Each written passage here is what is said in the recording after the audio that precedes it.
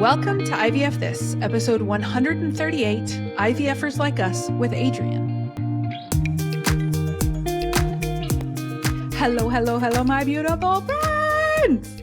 I hope you are all doing so well today. One of my favorite people in the world is my guest today, my beautiful Adrian. She's former client, now friend. Disclaimer at the top. It could get ugly. We're both ADHDers, like rampant ADHDers. But this will give you a really good idea as to what it's like to coach with me. Today, we're going to be talking a lot about how to apply the concepts that I teach, that I coach on, all of that, when maybe you're in between cycles or you haven't even approached IVF, you're after IVF. Basically, how universally applicable coaching practices, concepts are. And there is no better person than to talk about this because we, Adrian and I, didn't meet until she was about 8 months pre her very first round of IVF or so, right? Give or take, something like that. So without further ado, here is my beautiful good friend, Adrian. Thank you for being here on the podcast today. Oh my gosh, no, I'm so happy to be here with you. And, I love seeing your pretty face and chatting with you like always. And I'm sorry for anybody that could hear my little like squealing as you were doing the intro because I like can't stop my reactions. I was, in her defense, I was also jumping around. So like we were just feeding off of each other like two dogs at a dog park or something. So, just really kicking it off strong in the beginning. That's how we do it. That's go big or go home, and neither of us ever go home. So that's what we are. All right. So let's kick this off. Tell us a little bit about yourself, your journey, where you are this far. Yeah. So I think one of the big things to know with my history is that I have basically had endometriosis since I went through puberty. And that culminated in me having 4 surgeries to, remove that tissue. And I've also been on basically every drug that has ever been approved to treat endometriosis. So I've, been through a lot with that. So I always knew there was a chance I would struggle conceiving. I had obviously hoped that would not be the case. But then my husband and I, at the time when we were dating and my endo kind of started coming back, then we talked about getting married and starting to try for kids pretty early. So, we get engaged, we get married during COVID. So we kind of delayed our wedding reception for a few months, and we decided basically as soon as we had our wedding reception, we were going to start trying to get pregnant. And then kind of the big kicker hit with as soon as we're like literally in the fertile window of our very first cycle trying to conceive, and my mom calls me and says, "I'm unhappy and I'm leaving your dad." And so that was obviously very rough. It definitely then created an association between my parents splitting up and our struggle with conceiving, because it was like, it happened at the exact same time. So, then so many different things happened. We moved, we got new jobs, yada, yada, yada. And I kept thinking, okay, when this stressor is over, then we're just going to magically get pregnant. And it just kept not happening. Then after we did the 1 year, then we sought out the REI and had all of our testing. And, the only thing that came back abnormal was that I found out I had a low ovarian reserve, probably from my endometriosis and my surgeries.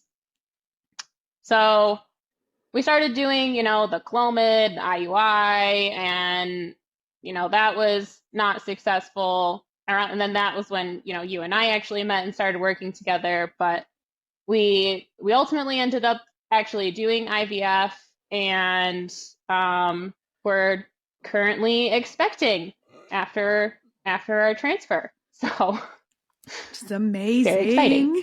Yes.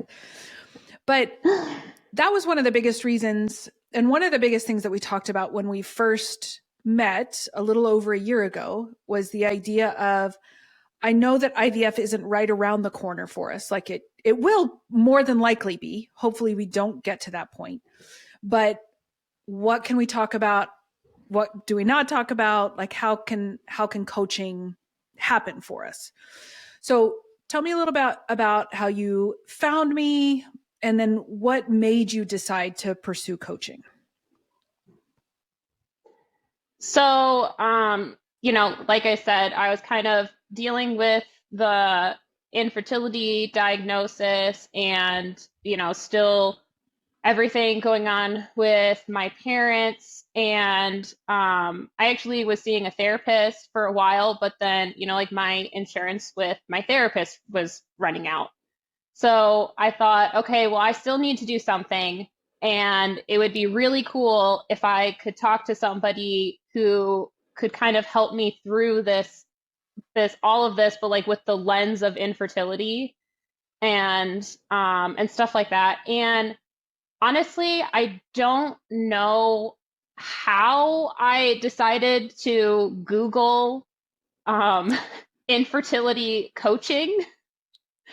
I call it divine intervention or whatever. Had to be. That's it. But I just decided to like Google that one day, and then you were one of the people that came up, and so I reached out to do, one of the mini sessions, and I also then I saw that you had a podcast, so I started listening to your podcast, and I was just like, I'm really jiving with this girl. Like, amazing. I need a little bit more of this. That's what so many people say about me. Yo, this girl, I need more, right? No. So yeah. And I mean, I was really nervous about starting coaching and, kind of making the financial commitment. But I mean, even now, actually, my husband and I have had multiple conversations in the last couple of weeks, and he'll tell anybody it's the best money that we've ever spent. I love that's my favorite phrase, because that's how I feel about coaching. So I love when that phrase is echoed. Okay, so we've got a lot to unpack here. So let's talk a little bit about that association between the demise of your parents, who had been married your entire life, right? You had only lived in their home with them as a married couple. Yeah. And the infertility and all of that kind of colliding all at once. Yeah, I remember, just being so angry with my mom and just kind of blaming our infertility on her. And she had no idea that we were even trying to get pregnant. And so I am, I was so angry and just, casting all this blame on her. And she didn't even know that. And I remember you and I talking about it a bit too. And I would say, I'm angry at my mom because I'm going through this. And so I'm not going to talk to her. And you're like, okay, but who are you actually punishing? Like, all right, fine, Em, you got me again. Sometimes I love getting my own words back to me, because I believe you've actually used that on me when we ended our coaching relationship, and we were like, hey, we really like each other, we want to stay friends. And I was telling you something and you were like, really, who are you punishing? And I was like, ma'am, no, thank you. I didn't sign up for this. So yes, I love that. So tell me a little bit about working through, because we spent at least the first 3.5-ish months. You'd had a big endo flare. And so we were working through that. Yep. Did you or did you not have another surgery? I know you started the newer medication. Right. Yeah. So I started this medication. It had only been approved for endometriosis like 2 months before I started it. And so it was like, very new, but it was able to, work well enough that I could avoid another surgery because I really did, I was just sitting there going, I already have low ovarian reserve. I can't afford to lose any more eggs in surgery and build up more scar tissue. Which I think the chronic pain of endo is something that is so minimized and glossed over. There were a few sessions where I think in no plain terms, I was like, stop gaslighting yourself. You are in pain. Do you kind of remember that? Yeah, yeah. We definitely talked about that. And, I think one of the hard things with it is you just assume people are going to say, well, like, how is that different than just period cramps? Or, you know, you're not going to die from it. Why, like, don't be so dramatic about this or whatever. And you're going, but I'm literally in so much pain that I can't get out of bed. Right. I can't move. Yes. Without And reprieve. and then that comes with its like own, yeah, and then that comes with its own guilt because then you just, feel like you're being a lazy POS. Yeah. And because that had been kind of you said you were diagnosed in early mid adolescence or something, right? 17, 18? Yeah, yeah. I think I was on birth control before I entered high school because my doctor, I was very lucky. I was very lucky, and I had a doctor that said, the only way we can know for sure is to have surgery, but, I'm 99% sure that this is endometriosis. Your pain is not normal, and we should do something about it. And I know I'm the exception and not the rule when it comes to that. I'm just so thankful that I had a doctor that recognized what I was going through. And you being the not the rule is a subject for a very different podcast episode that entails a lot of screaming and swearing. Oh yeah. Like we could go on a tangent about how effed up that is. Yes, for everyone involved. So we have this aspect of chronic pain coupled with the already I'm if I'm remembering correctly, a trauma that you've pretty much carried with you from that diagnosis, from originally finding out, hey, you have this and it's probably going to impede your ability to conceive normally or even carry normally. So you're carrying that with you, and all of a sudden this massive trauma of your parents' dissolution. And so by the time we met, tell us a little bit about where your head was at, what was going on, what were you hoping to get out of coaching?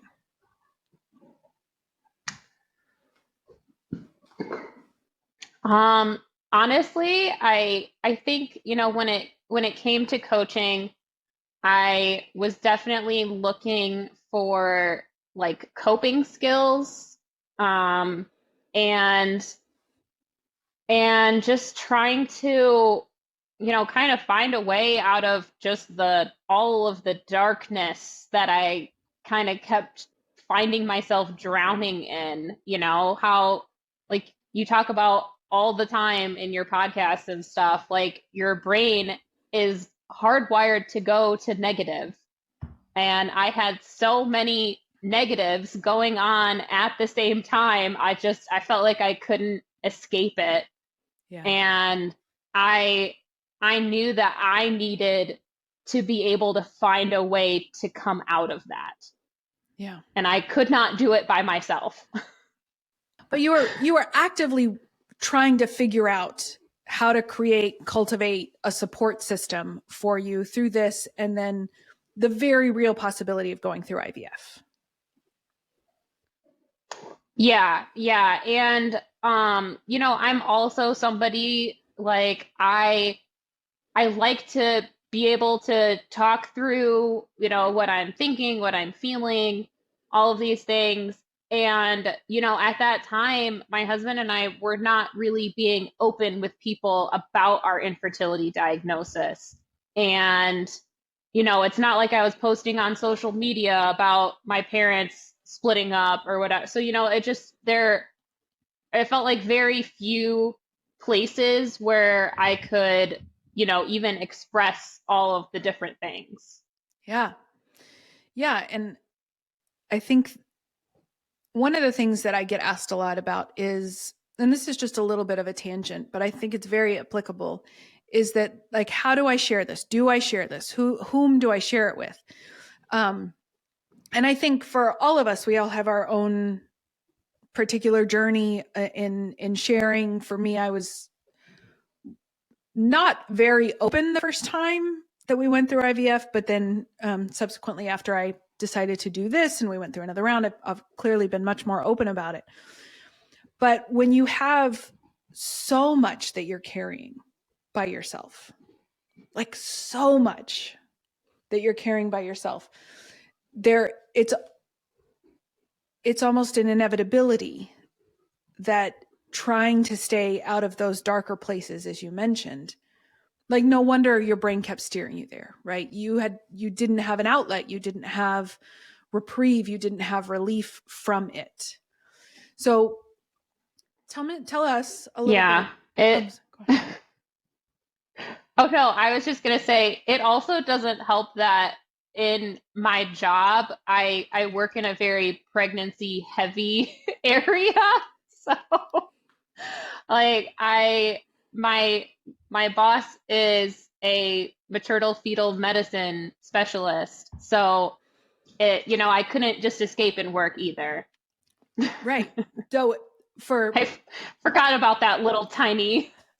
I did too. If you're watching this on like YouTube or whatever, I nearly fell over because I had forgotten that Adrian's work was literally tethered to pregnancy and high risk pregnancies and things like that. So yes, I think there's a really important little asterisk that we place in Adrian's story. So knowing all of this, all of these things that you were carrying, tell me a little bit about how moving through, especially that first section of coaching where we weren't really talking a whole lot about IVF or infertility. It was a lot about this extra stuff that was happening, the chronic pain, your relationship with your mom, things like that. So tell us a little bit about that journey for you, what really stood out, what was really impactful or helpful. Yeah, so I remember, when I would talk about how I was so upset that we were taking this time off to treat my endometriosis, because, if you're not actively doing a cycle or whatever, then, I mean, what's the point, right? Yes. You're wasting your time, you're wasting your eggs, or, all these, ridiculous things that we tell ourselves. And, and I think I really held on to that with my low ovarian reserve. I just kept saying, we're wasting time, we're wasting eggs, yada, yada, yada. And I placed a lot of blame on myself for having the 4 surgeries that I had. And, I would say if I could just have, sucked it up a bit more, dealt with the pain, done this or that. And I just remember you saying like, okay, let's entertain this for a minute. Let's say you didn't have surgery. Were you able to work? Were you able to do this or that? No, I really couldn't function, at blah, blah, blah. And it's okay. So what options did you have besides having surgery? Well, at that time, the only drug treatment really was you doing birth control. And I've probably been on at least a half a dozen different birth controls. And, they might work for a little bit, but then they'd stop. And, or do that, or basically have like chronic Lupron injections and treatment. And I did that after, I think it was my first surgery, first or second, I can't remember.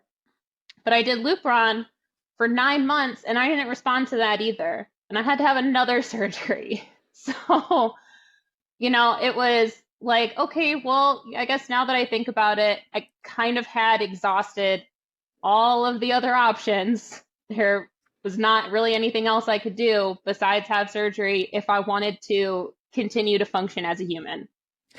just that minor detail of functioning as a human, right? Yeah. I mean, it wouldn't have killed me. I just never would have left my bed. Right. No relationships, no studying, right. No working, no sexual intimacy, physical intimacy of any kind, nothing. Yeah. So it's like, okay, and that'd be one of the times where, I'd go like, well, fine. You got me there, Em. How many times do you think I said that to you while we were working together?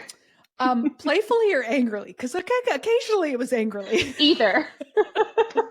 A good half dozen.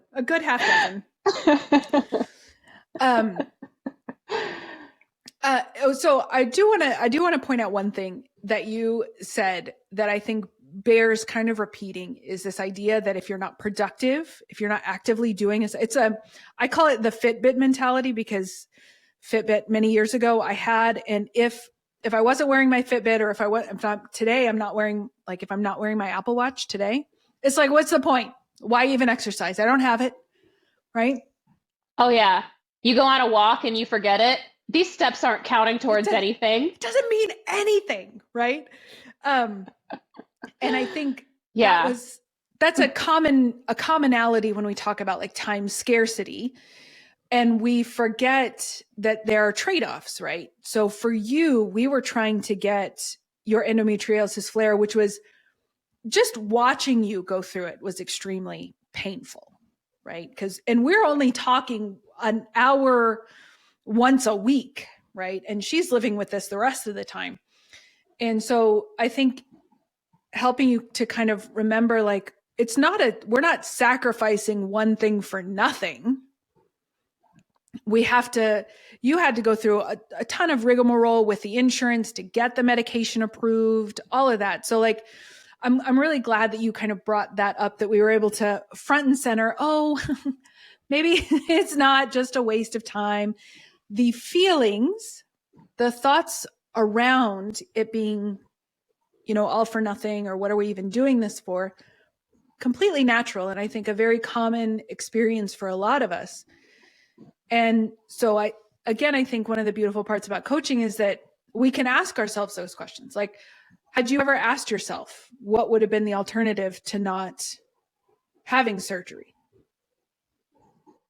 Oh no, I was just too busy beating myself up for having surgery. Right. You were too busy being a jerk to yourself about, treating yourself and taking care of yourself, to stop to remember, there were actually legitimate medical, biological, functional reasons for me having that. So good. I forgot. I love you so much. Anyway, we're back on, Anthony, I promise. So, and then outside of the infertility, we've got this really big pain, this really big hurt around your mom and your parents' marriage. And we spent a lot of time on that. So tell us a little bit about that and what kind of coaching concepts and things that we talked about for that. Yeah. So, I think, like I mentioned before, I definitely had all of this anger and resentment towards my mom, which again, she had no knowledge of. And I think, we had multiple conversations about, okay, Adrian, who are you actually punishing here? And then, kind of a lot of conversations too about boundaries and, kind of me being okay and not feeling guilty about needing to set different boundaries with different people, and, in particular with my mom, and, and say, okay, you know what? Like, I really need some space from mom right now, and I feel really bad about it. And I'm the worst daughter ever, blah, blah, blah, go through all of those different things. But then it was ultimately about, like, okay, what is best for me right now? What do I need? And this is what I need. So we're just going to go ahead and give ourselves permission for that. And then I know I wrote it down because I did not want to forget. I think one of one of my favorite things that we would do with our coaching was and I actually tried to look to see if you had a specific podcast episode on it, and I couldn't find one. So this might be an idea. Here we go. Yeah. But it was what was said, what did I hear, and what did I make it mean? And that is something, I swear, it has changed my life. I use it constantly now in, like, any conversation. Like, my husband might accidentally say something that's insensitive or whatever, and I'll get so upset. And then, well, why am I so upset about this? It'll be, my husband said this, and here's the kind of my own brain telephone conversation of how I converted it into this whole ugly thing over here. And I know for sure that we did that with stuff with my mom, where I would say, my mom said this to me and it really hurt my feelings. And, we'd kind of say, okay, well, if this is exactly what she said. So then, ultimately, what are you feeling as it, like, what is your heart saying that she meant by that?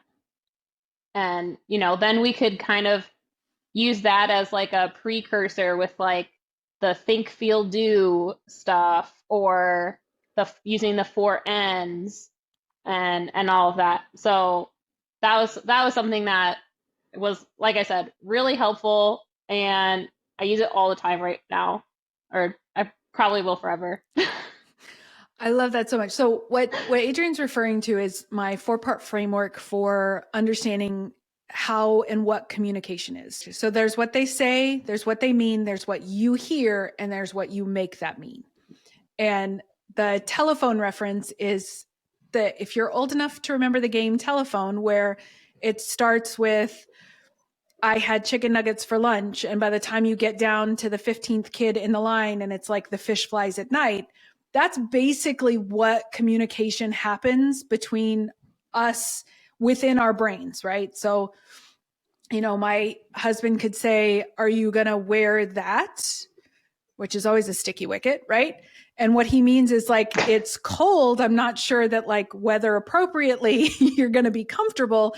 I hear you look like a slob, just an absolute slob. And I make that mean that he's not attracted to me, right? So that's literally in real time, the 4-part sequence, and it happens in a nanosecond. So I love that. I know we did a bunch of those ad nauseum for you, I'm sure, to just, because the goal is that we never tried to change mom, right? We were very realistic that mom was always going to mom, right? She was always going to be that person that you knew, and in many ways loved. But the only thing that we could do to help you was allow for other possibilities to be true at the same time, right? And part of that is, like, we cannot like her behavior, and yet we don't have to be angry at her about everything, right? That was one of them that I distinctly remember. So now, how do you feel around, I know you are, by all accounts, have been very successful with IVF. You guys had a great first round. Transfer has been successful. So how do you feel now after the coaching, thinking about your endo, thinking about your relationship with mom, thinking about all the things that brought you to coaching in the first place?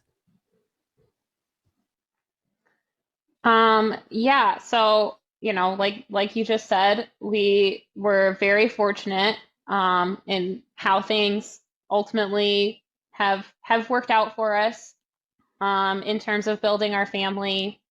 Um, it's all the coaching stuff has really helped me accept, kind of what control I have versus what's out of my control, namely other people. And um and then, just using all of these tools when obviously I'm still going to have a bad day here and there, you know, 50-50, right? 50-50. So uh so when I have a bad day, I can still use all of these tools. And I mean, obviously I don't have 100% success rate for pulling myself out. And sometimes I need to say, okay, I'm gonna let myself just have this temper tantrum for a little bit, and then I'll probably feel better after. The coaching stuff, like, trying to do all of these things to change my mindset, it's not working right now. So we're just gonna go ahead and let all the feelings fly, and then we can reset, and it's gonna be okay. So I think, a lot of it, I think, has just been giving myself permission to do all, to feel the feelings, to have the tantrums once in a while, to know that it does not always have to be rainbows and sunshine. And I don't have to feel guilty if it's not rainbows and sunshine. And, permission to set the boundaries with people and not feel guilty that you're not living up to what quote unquote society's expectations are. And yeah, I don't know if that just answered your question at all. I might have gotten distracted. You did.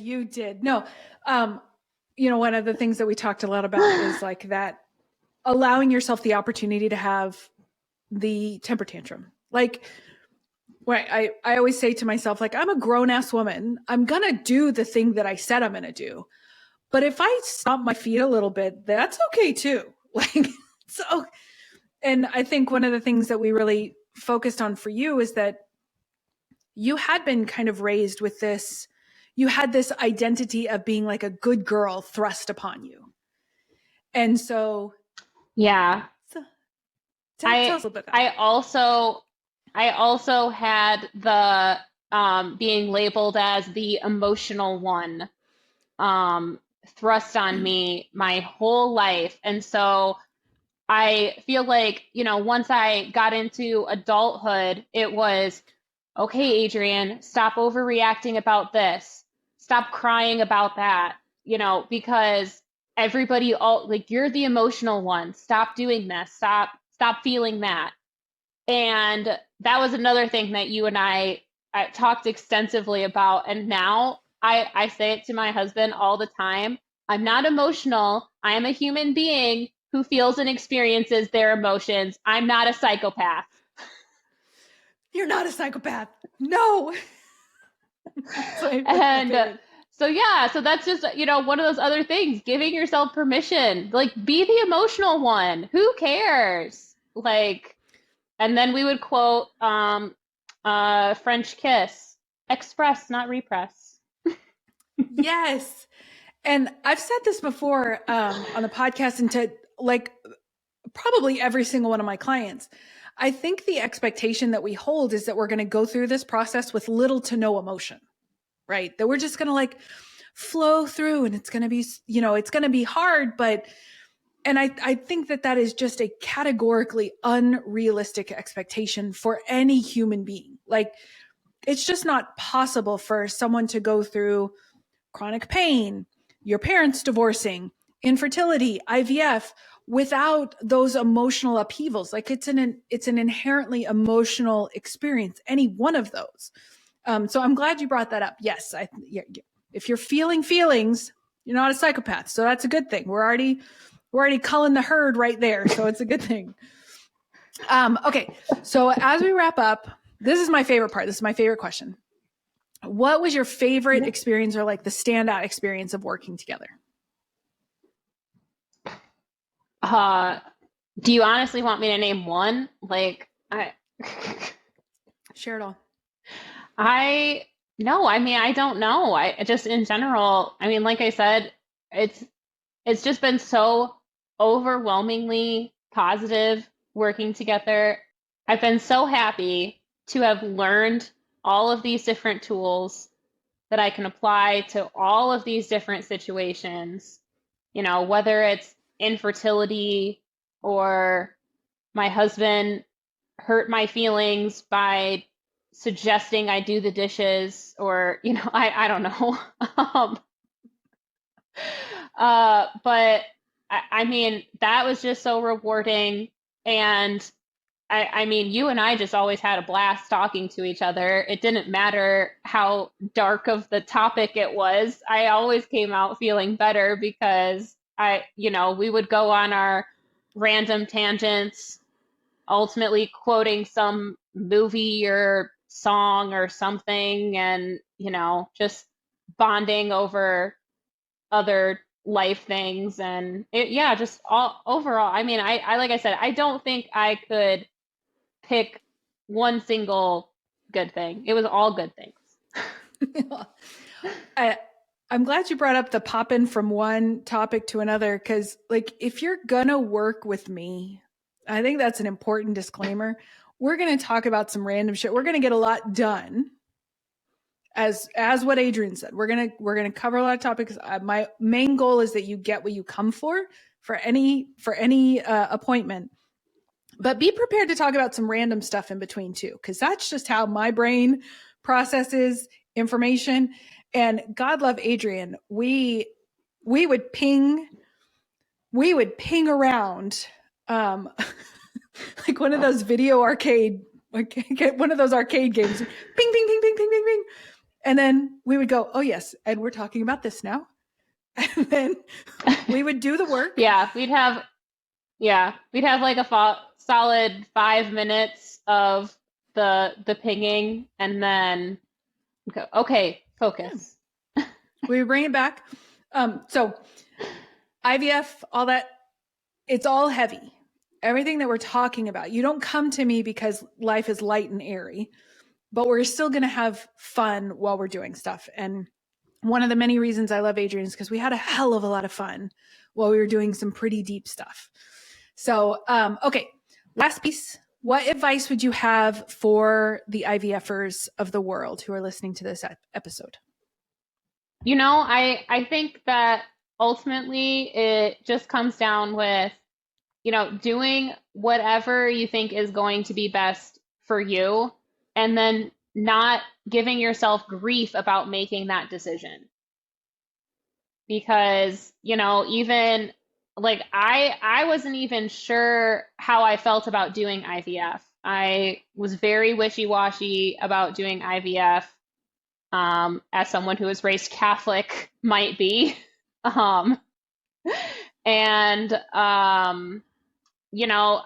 feeling unsure about, making the financial commitment to do coaching.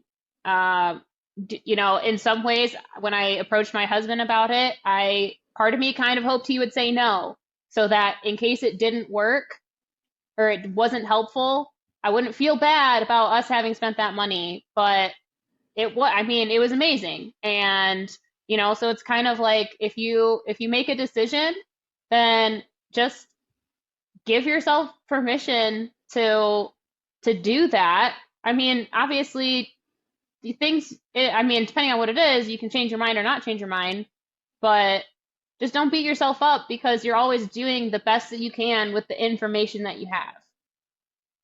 Thank you for coming on the podcast. And it was so, so lovely to see you. And I'm so glad that you're sharing your story, because I think the idea of what can coaching do for me outside of IVF is a pretty common question. So I'm so glad you were here to share your story and for everyone to fall in love with you as well. So thank you all. Have a beautiful week, and I'll talk to you soon. Thank you for listening to this week's episode of IVF This. If you like what you've heard, click subscribe and follow to make sure you don't miss an episode. And if you want to learn more, head over to www.ivfthiscoaching.com to learn how to work together.